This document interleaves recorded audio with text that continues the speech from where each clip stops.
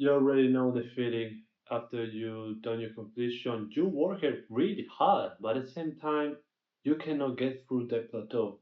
And that momentum doesn't seem to stop from one moment to another.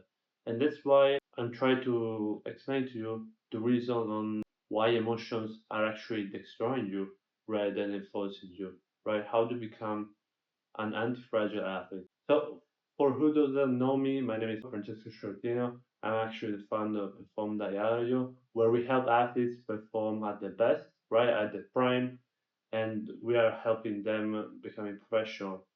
So, what actually anti-fragile means? Anti-fragile is a term that means that over a period of one season, right, wherever we are in our highest, wherever we are in our lowest, we literally doesn't affect our interior state, right? It doesn't really affect how we feel. Wherever we are in the top of the world, wherever you are feeling the worst in the world, right? Externally, it may be crap, right? But internally, you didn't change your state. And that's why you got to focus on what you can control, right? It's an ancient stoic practice, but through the time, for thousands of years, it actually helping thousands of successful people from the best entrepreneurs, from the top athletes, from politicians too, right? And it's actually looking things right from what they are and long story short on the action you can do. You may ask, well, Francesco, I'm actually doing pretty good, but you know, in that moment, I just feel my legs shrinking. Like, how can I do it? I just don't know how to do it, right? The referee is against me, and I'm like, dude, the referee 99% of the time is not against you, right? You have to do the little things, the little steps in order to understand what you can do in the street, what actually you can do on the field, right? Just for yourself. And that is what you can do in a moment. Aside from that, you need to have data, right? Raw, rational data. That's it. If you don't have someone that can help you, right? Maybe in your sports site, there's a list of data that you can access. At the same time, you need to see what you're going through, right? How many points are you scoring? How much does your time affect, what you're trying to do? That's it. Especially in sports where you don't have a practical, right, a one-to-one situation, it really needs to be done through data, right? You don't have to obsess about it, but just about to be knowledgeable about it, right? And even if you cannot track it or don't have some kind of things that don't track it, right? You can at the end of the practice write down a mark that you will give yourself, right? What kind of mark would you give it to yourself if you saw yourself at the end of the practice, right? And you do it every single time in order to understand, right? I'm actually putting effort. That's one variable. Is my footwork good enough, right? And so on and so forth. And especially about this thing, right? I'm talking about you because I want to explain you a thing that happened to my client too, right? He was actually supposed to do a good, really competition, right? An international competition. And to political parties, he couldn't do it, right? He wasn't allowed to do it, even if he was the best in his nation.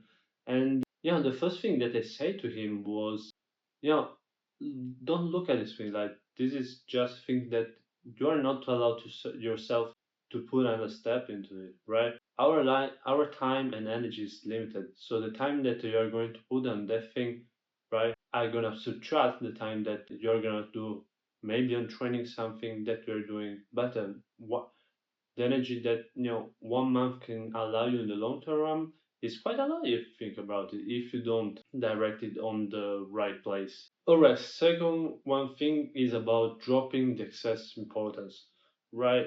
It's something that didn't help me at all in the past, right? And I know that for the people that doesn't know how to really handle it, right? It really destroyed them internally. But if you can handle it, you are literally on the top of the world. There's a good saying that the more you want something, the less likely you are gonna get it. And that literally means, is an internal state how you're gonna feel. I don't mean don't put yourself in a situation where you are ambitious or you have goals. At the same time, your internal state shouldn't be always like, I have to win or I have to do this, unless you have a really specific personality that can over that, right? For example, Michael Jordan, Kobe, they were obsessed about winning, but not just in the game, but in every single time during life. I mean, that's really a big thing, right? But truth be told, unless you're that kind of specific thing, right, in where you can just think about training 24 hours out to 24 hours, practically speaking, for 99.9% of the other athletes, it cannot be allowed to do it, right? It will actually destroy what you're trying to build. And okay, Francesca, I understand it. Like, the more you want something, the less likely you're gonna get it. So, practically speaking, what does it mean practically? It means that you have to do it in order of doing the easiest way, right? Doing in the easiest way. How many times do you feel like that? You just need to do it harder, like harder. How many times did you listen to this thing, right? Over again. And maybe it doesn't sound so good after some time, right? Probably if you're watching this video, right, you already know how to work hard. But at the same time, you don't see that kind of reward matching what you're doing. So allow yourself to do it in the easiest way possible, right? What's the easiest way to do this? At the same time, this has nothing to do with your work ethic and the work, the action that you are going to put in every single day, right?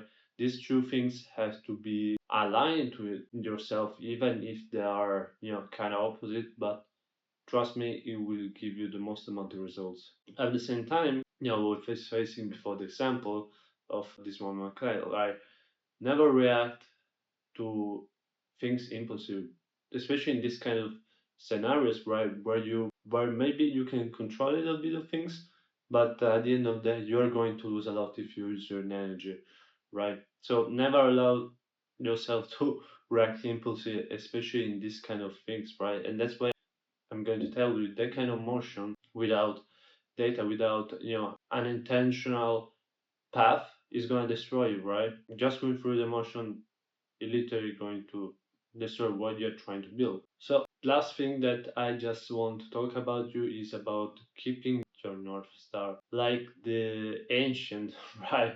The ancient sailor were using their compass in order to seek their way to their home, right? Looking at the North Star, right?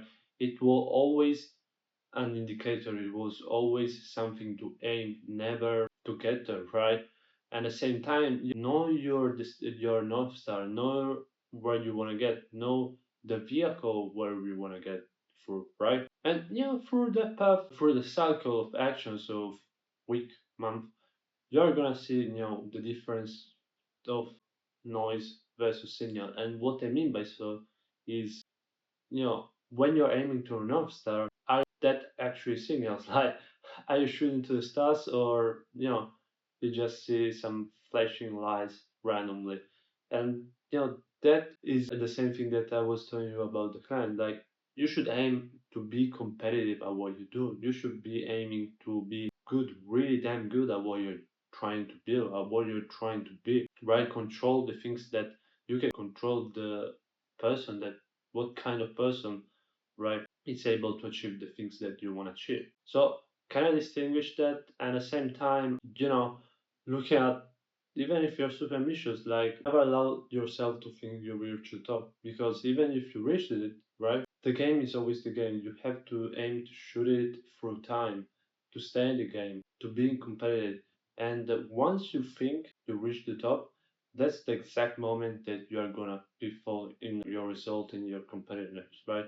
You gain through that level, not by status or other things, but by action, the respect of the game, right? So that's why it's so important to, of course, sometimes aiming to the stars, but I think easily like 60-70% of the time, like you should aim to just put one step in front of the other, right?